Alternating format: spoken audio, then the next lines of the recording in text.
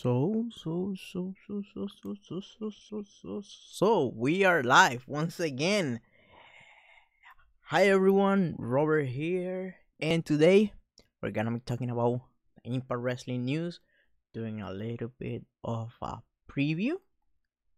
This is gonna be short and sweet because at the end of the day there was not a lot of news in the Impact Wrestling world, but we need to keep up to speed to everything that is happening in the world of Impact Wrestling. So let me share my screen. First piece of news, and there's a lot of people happy about this, myself included. I'm gonna butchering his last name, but it is what it is, right? Alicia Atout.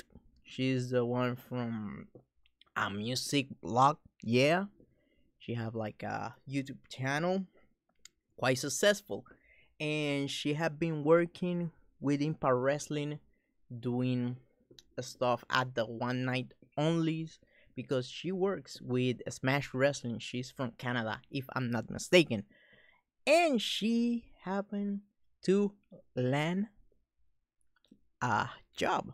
She's now working officially with Impact Wrestling as a backstage host. So congratulations to her, and there's a lot of people, happy seeing her, rise from being someone on the internet to, landing a job with Impact Wrestling because she already, did a try try run with Smash Wrestling. But there's always, something.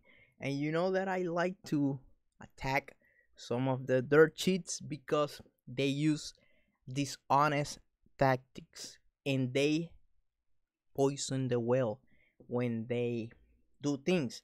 And I'm, gonna talk about these guys, the guys from Wrestling News Source. I know the guy.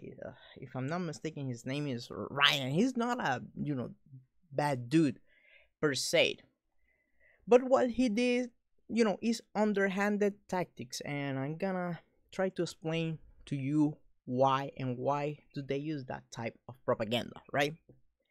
Look at this headline. Impact Wrestling hires popular YouTube interviewer. What are they implying by this? They're saying, hey, Impact Wrestling is piggybacking off Alicia's success because they are desesperated for attention. This is what they are implying by all of this. There's no way to twist it. That is dishonest. She was working with them long time ago because she works for Smash Wrestling, and then Smash Wrestling do things with Impact Wrestling. This is the type of dishonest reporting.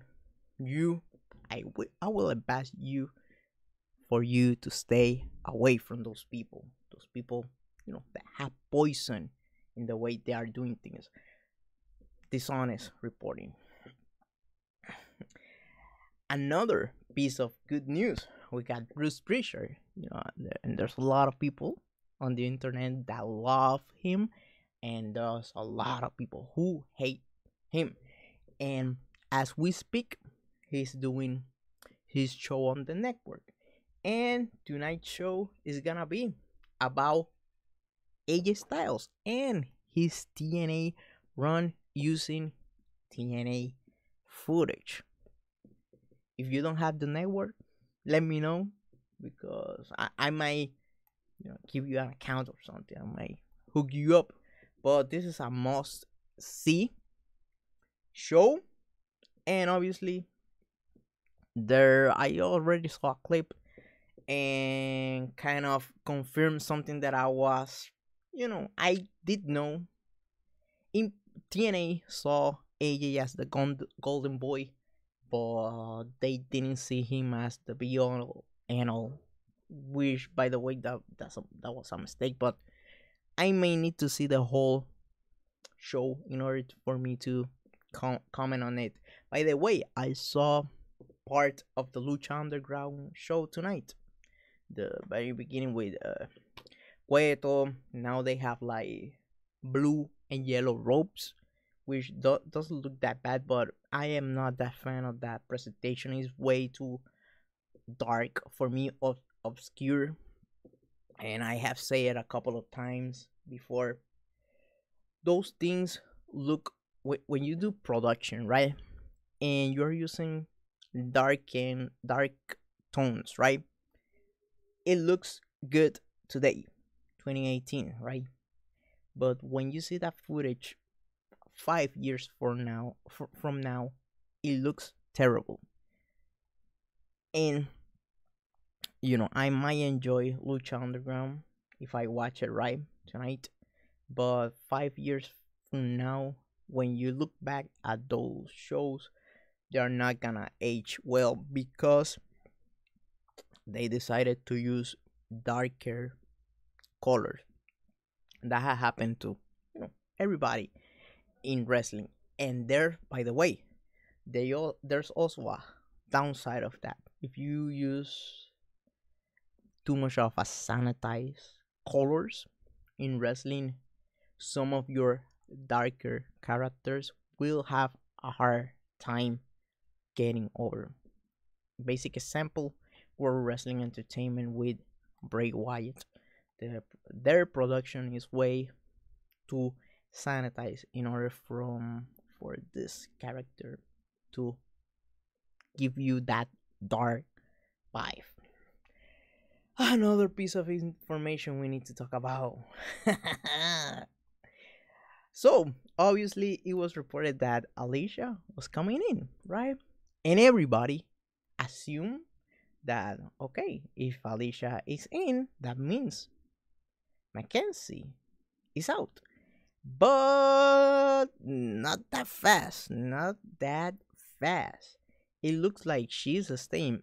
I wouldn't be surprised if the way they do things is if they are recording on Canada, they use Alicia, and if Impact is recording in the US, they're gonna be using McKenzie Mitchell. I wouldn't be surprised if that was the deal that they landed with them. So one of the people who reported that, let me see if I can find my pointer. It was a square circus siren. This is hilarious. This is something you might need to learn from it, right? They reported on the Mackenzie Mitchell story, right? And on top of that, they apologize. They say, we apologize for reporting PWInsider story on Mackenzie Mitchell. Our bad. This is a pro tip when you're doing things on the internet. Do never apologize. I know there's people that say no, you have to come clean. No, keep your mouth shut, take the bullet, but do not apologize. Because why? Because that is blood in the water, and if you put blood in the water, sharks are gonna be landing on. So obviously people are gonna start attacking them and they kind of ask for it by doing this stupid PR shit. Well, but it is what it is. There's like a invisible wall between wrestlers and reporters, and there's not a lot of communication. And whose fault it is, you can play the blame game, but that doesn't solve anything. But if you're a wrestler and you don't want fake news, you don't want false information about you running in the internet on challenge, it should be part of your job, of your in order to clean and maintain image. It is the right thing for you to debunk those rumors. As easy as that. At that is why Twitter exists. You have, you just have your fans over there. You don't need to, talk to a third person or something along those lines. So let me change my transition and do a little bit of a preview of what is gonna be happening tomorrow. So we got a big big match tomorrow. Obviously, if you saw the Slammiversary promo, you know who was gonna win, but that doesn't kill this match because you have two very athletic guys wrestling each other. We got Moose versus Eli Drake. The winner will challenge Austin Aries at Slammiversary for the title. So I'm looking forward to that. I'm looking forward to see what their chemistry looks like, because if Eli Drake stays with Impact Wrestling, that is a match that we might see happen once again in the near future. They already have their first match with the briefcases on the line. This is the second one. Hopefully there's a third one, but with a higher price in the middle of it. Another title match that we are gonna be watching tomorrow. Matt Sydal versus Brian Cage for the X Division title. I'm expecting a title change on this one. I'm expecting Brian Cage to win. My options would, I would rather put the title on him, and fresh all the cycles of matches inside of the X Division. But by the way,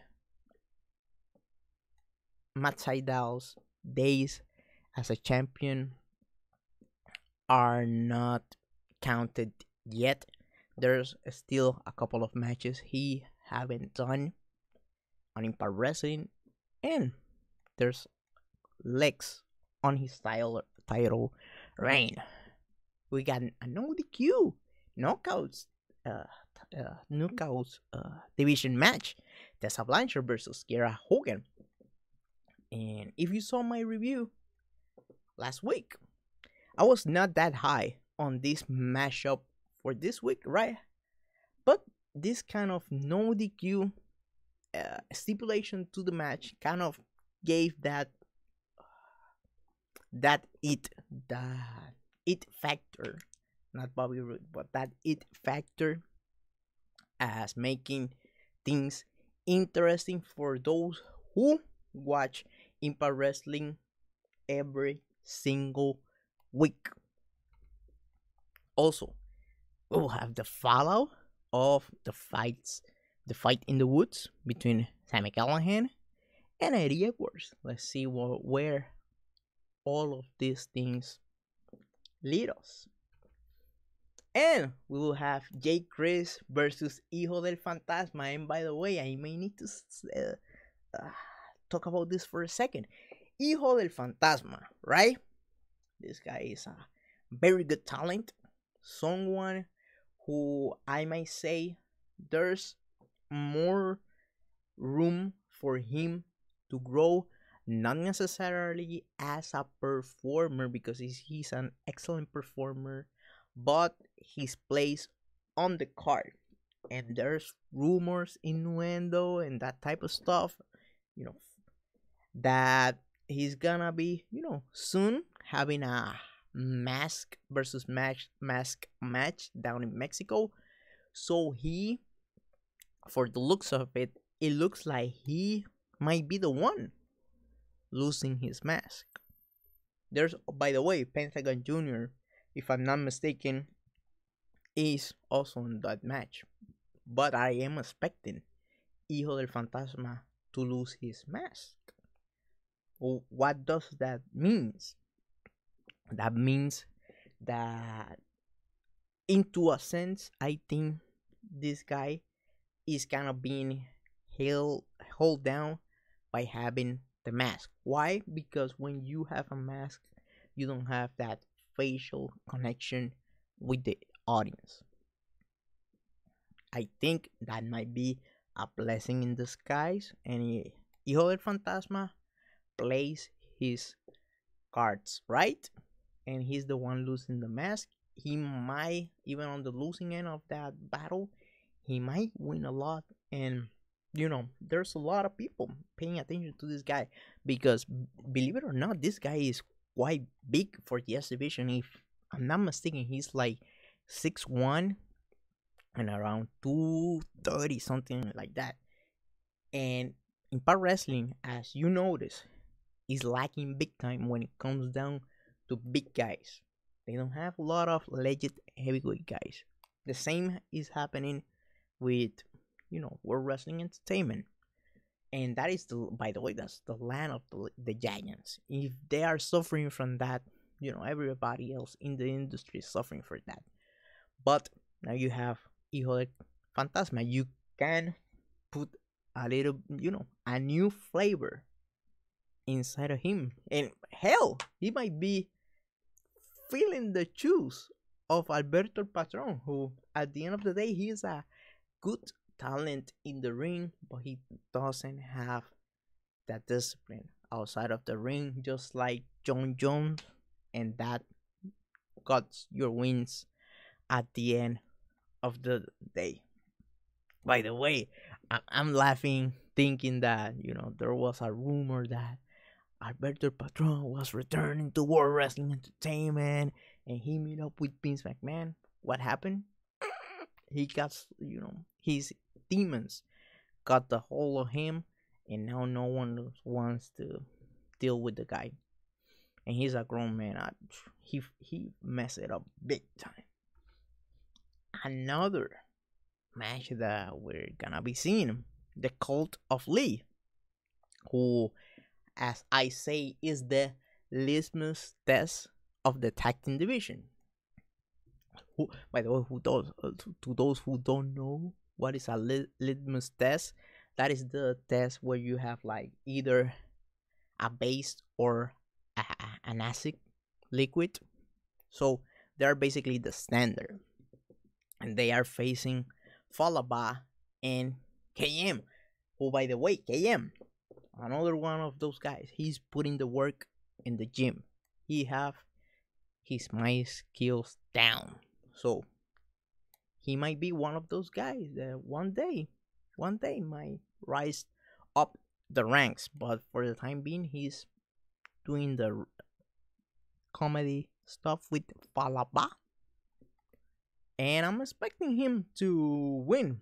Hopefully, it is a funny match, but they are able to take care of KM as a performer in the ring. Let me change this for a second. I guess that's it for me. Let me take a look at the chat room. Yeah, it is kind of laggy. Yeah, I'm not gonna play that much time around. Waste your time. So make sure to follow me at Wrestling Robber. Make sure to bookmark Wrestling with Wrestling. That is one of the best pages, wrestling related, where you will see a lot of different flavors of reporting. But at the end of the day, all of the people who are working on that website are fair. So make sure you bookmark them. Friday, every single Friday, I do the Impact Wrestling review. So it is better for you to join me on that video every single week. And I guess that is it for me. I will hope to see you this Friday, and take care.